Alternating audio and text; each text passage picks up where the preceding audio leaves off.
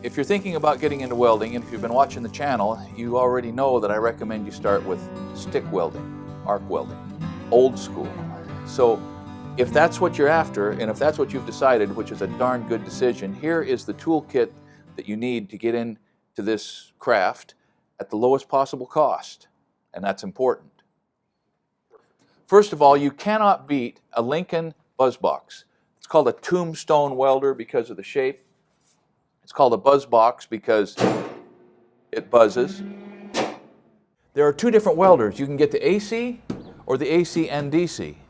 But if you're starting out and money's a problem, just resolve yourself that you're going to start with an AC, because you can buy one of these for 100 or 150 bucks like all the time if you shop just a little bit. And they're not ideal because since they're not DC, there's a whole range of important rods like 7018 that you can't use, but you can always learn to weld with 6011 and 6013, which burn beautifully with AC current.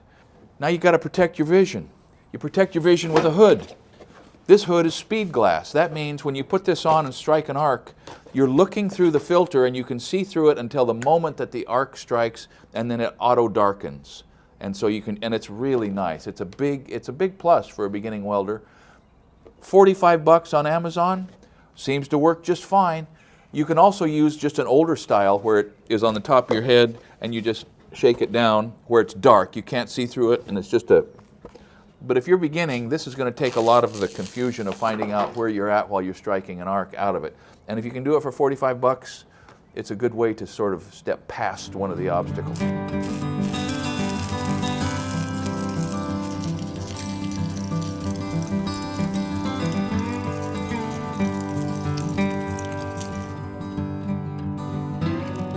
So after you have the welder and the hood, you've spent the big money. I mean, you're almost there.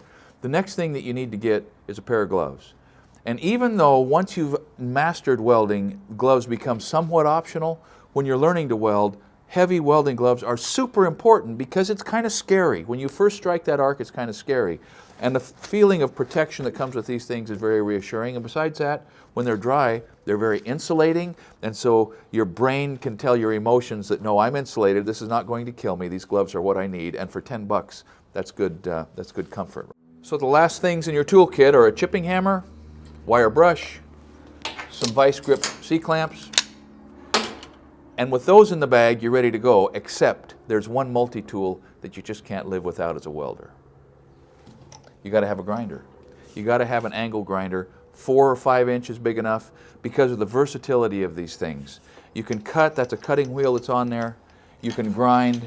There's a flap disc for smoothing and polishing. You can put wire brushes on there for knocking the slag off your welds. But right off the bat, you're going to want to be able to cut pieces of steel to length, and you may not be able to afford or want to buy a bandsaw or an abrasive cutoff saw. So get yourself an angle grinder, and with this selection of tools, you are ready to become a welder.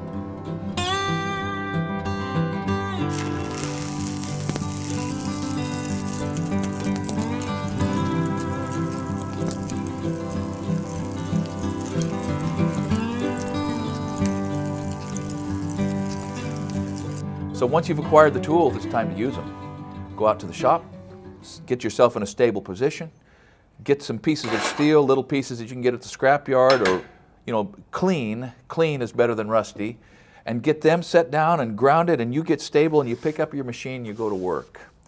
It's time to practice, and that means burning some rod. Don't be afraid to adjust the amperage. Don't be afraid to go to YouTube and get some specific instruction. I'm not going to give that right here. We'll do that in another video, but there are plenty of guys that provide that on YouTube. And as soon as you start welding and you're thinking about what's happening and you start seeing your welds improve, I want you to start thinking about what you're going to make, because you can make anything.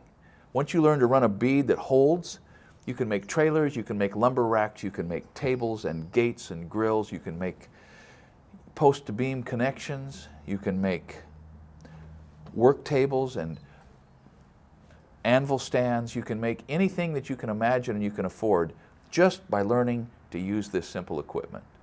So I'm not exactly sure how to tell you how to sort of verify the working condition of the welder, except just to kind of be smart. The first thing is look at the condition of the leads. If they're cracked and if you can see copper wire through there, probably that's not the one. Keep shopping. If it looks like this thing's been dropped, that's not the one. Keep shopping. If it looks like it's been used really hard, well, you might want to see if somebody there can plug it in and run a bead. Maybe you can plug it in and at least strike an arc. Don't be afraid to try it. Maybe you take some gloves and a welding hood with you and you turn it on and just scratch. That'll at least tell you that it'll make a circuit. But these things are so bomb-proof and they last for so many decades, the likelihood of getting a lemon is small. So exercise a little due diligence, get a feel for who the seller is, try to make sure it's not been stolen. Nobody wants to reward that kind of behavior, right? I don't know how to do that exactly, but you can get a sense of whether this is a legitimate sale. And then load that puppy up and take it home and put her to work.